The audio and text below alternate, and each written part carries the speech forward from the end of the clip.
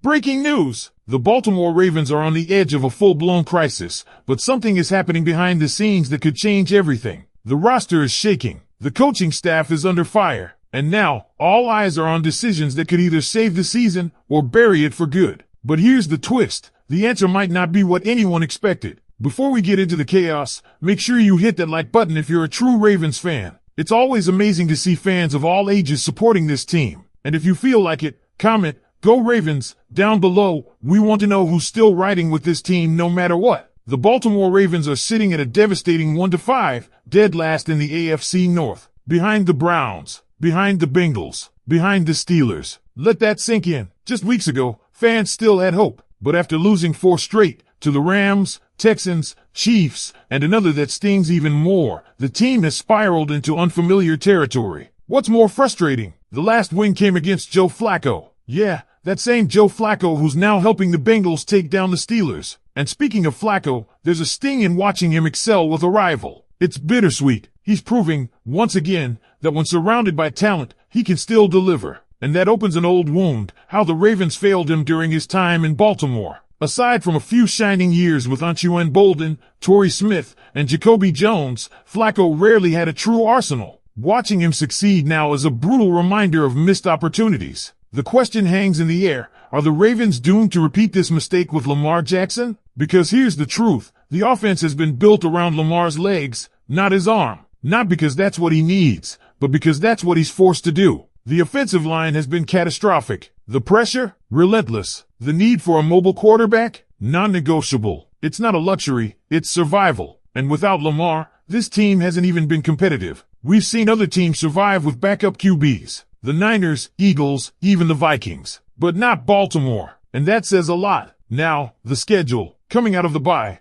the Ravens have 2 critical games, home against the Red-Hot Bears, then a trip to Miami. The Bears are on a 4-game win streak, while the Ravens are on a 4-game skid. It's a showdown that could decide the fate of the season. And after that, a mini-bye week thanks to a Thursday night game. This is a crucial window to make a move. But there's zero room for error. Injury updates offer a glimmer of hope. Lamar Jackson is back. Ronnie Stanley should be healthier. Roquan Smith is set to return. And the wild card? Patrick Ricard is expected to make his season debut against Chicago. That's massive. The offensive line needs every ounce of help it can get. Derrick Henry needs lanes. Lamar needs time. Everyone on offense is waiting for that Ricard impact. But will it be enough? Because the issues don't stop at injuries. The real problem might be deeper. Offensive line play has been poor, and coaching loyalty is keeping underperformers in starting roles. Fans are frustrated. Harbaugh's unwavering commitment to guys like Falel and Voorhees might be admirable, but it's coming at a cost: Lamar's health, offensive consistency, and, potentially, the entire season. Some are calling for changes at guard. Give Emory Jones, Corey Bullock, or Ben Cleveland a shot. What's the worst that could happen? But Ravens fans aren't confident Harbaugh will make that switch. Just like last year with Brandon Stevens, loyalty might override performance. And in a league where windows close fast, that could be the fatal flaw. Meanwhile, fans are also looking at the defense and asking tough questions. With the departure of Adafoa, injuries to Tavius Robinson, and a defense struggling to generate pressure,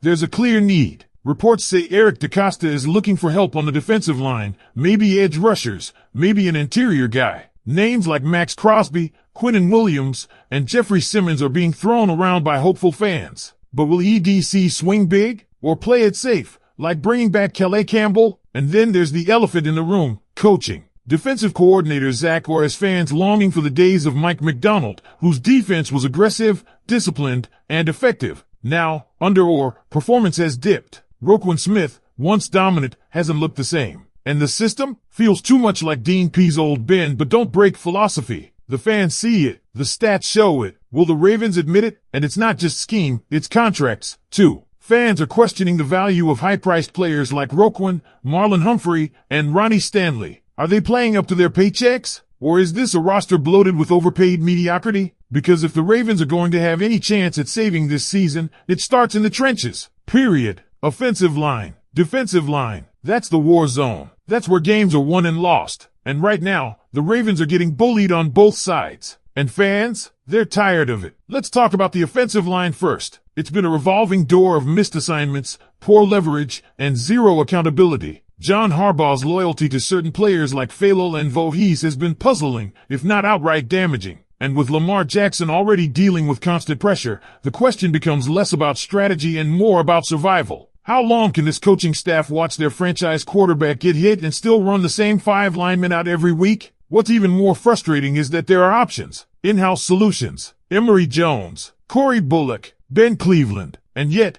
Ravens fans feel like they're watching a team unwilling to even try. Harbaugh has a reputation for riding with his guys. But this isn't a loyalty contest. This is a season on the brink, and doing nothing is no longer a viable option, and fans are starting to see through it. The conversations are louder, the patience thinner. They're not just frustrated at poor execution, they're angry at a lack of action. And now, the offensive line isn't just a weakness, it's a liability that could derail the entire year. But the defense isn't off the hook either. With Adafo gone and Tavius Robinson injured, the pass rush has completely dried up. Quarterbacks have time. Receivers are getting open. And the once feared Baltimore defense? It's looking average at best. There's no alpha presence on the edge. No consistent interior push. And it's exposing everyone on the back end. Roquan Smith, who looked like a steal after that trade, is suddenly looking human. Sure, he had a monster game against Cleveland. But outside of that, he's been quiet. Maybe too quiet for a guy who's getting paid like an elite linebacker. Some fans are even questioning whether Patrick Queen was the glue holding that linebacker core together.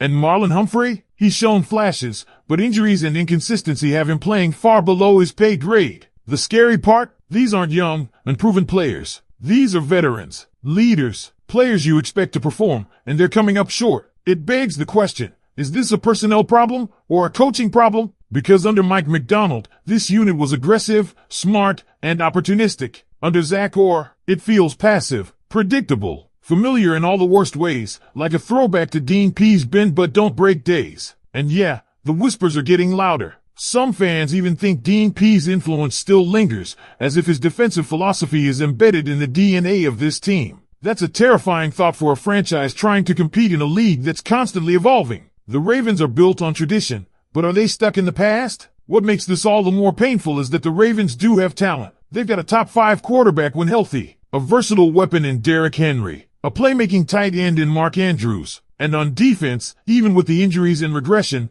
there's still a solid core. But talent only gets you so far. If you're outcoached, outschemed, and outworked, you lose. And that's what's been happening. Fans are tired of seeing other teams thrive with backup QBs, backup linemen, plug-and-play receivers, and still look functional. Meanwhile, the Ravens can't stay competitive without Lamar on the field. That's not sustainable. That's not championship football. That's fragile. And if that weren't enough, RAVENS fans had to sit through the Dolphins versus Browns game with a bitter taste in their mouths. Because while the Browns look like a scrappy contender, the Dolphins, with all their flashy offense, are struggling behind a quarterback who threw 3 picks and is looking worse every week. Tua Tagovailoa, the big money QB, is now reportedly on the hot seat. Ravens fans are left thinking, if the Dolphins bench Tua, can we survive that game if they put in a guy with nothing to lose? Because here's the thing, every game from here on out is do or die. The Bears are red hot. The Dolphins are unpredictable. The Ravens, they're cold, banged up, and clinging to hope. The season hangs in the balance. And it's not just about wins, it's about identity. Who are the 2025 Ravens? Because right now, they're walking a tightrope. One more slip, and it's a fall they might not recover from. So tell me, Ravens fans, do you believe this team can pull off the impossible? Can Harbaugh make the bold changes needed? Or is it time for a full reset? Let me know in the comments below.